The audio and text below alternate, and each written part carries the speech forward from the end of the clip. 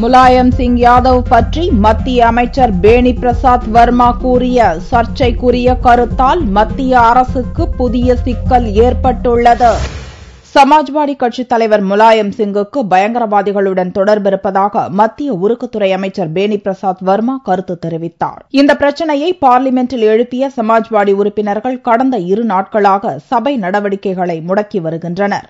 மத்திய அமைச்சர் பதவியிலிருந்து பேணி பிரசாத் வர்மாவை நீக்கியே தீர வேண்டுமென முலாயம் சிங் வலியுறுத்தி வருகிறார். 18 எம்பிக்களை கொண்ட திமுக மத்திய அரசிலிருந்து விலகியுள்ள நிலையில் லோக்சபாவில் மெஜாரிட்டியை நிரூபிக்க சமாஜ்வாடியின் 22 எம்பிக்களின் ஆதரவு காங்கிரசுக்கு மிக முக்கியமாக உள்ளது.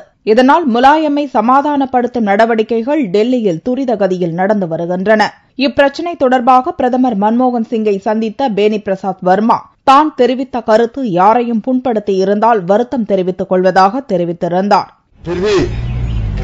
अगर किसी को हमारी भावनाओं से, हमारी बातों से किसी भावनाएं दुखी हुई हों तो उसके लिए हमको खेद है. இதனிடையே பிரதமர் மன்மோகன் சிங், காங்கிரஸ் தலைவர் சோனியா ஆகியோரை சந்தித்த முலாயம் சிங் பேணி பிரசாத் வர்மாவை நீக்க கோரும் முடிவில் தான் உறுதியாக இருப்பதாக கூறியதாக தெரிகிறது. இதனால் பேணி பிரசாத் வர்மா அமைச்சரவையிலிருந்து விரைவில் நீக்கப்படலாம் என்ற ஒரு தகவலும், காங்கிரசிலிருந்து விலகி மாயாவதியின் பகுஜன் சமாஜ் கட்சியில் இணைய பேணி பிரசாத் வர்மா திட்டமிட்டுள்ளதாக இன்னொரு தகவலும் கூறுகின்றன. कोई संतोष असंतोष की बात अभी नहीं कहूंगा, जब मौका आएगा तो आपको कह दूंगा. உத்தரப்பிரதேசத்தில் செல்வாக்குமிக்க தலைவராக திகழும் பேணி பிரசாத் வர்மா கோண்டா பகுதியிலிருந்து லோக்சபாவுக்கு தேர்வு செய்யப்பட்டவர். முதலில் சமாஜ்வாடி கட்சியில் இருந்த பேணி பிரசாத் வர்மா முலாயமுடன் கருத்து வேறுபாடு ஏற்பட்டு காங்கிரசில் இணைந்தார் என்பது குறிப்பிடத்தக்கது.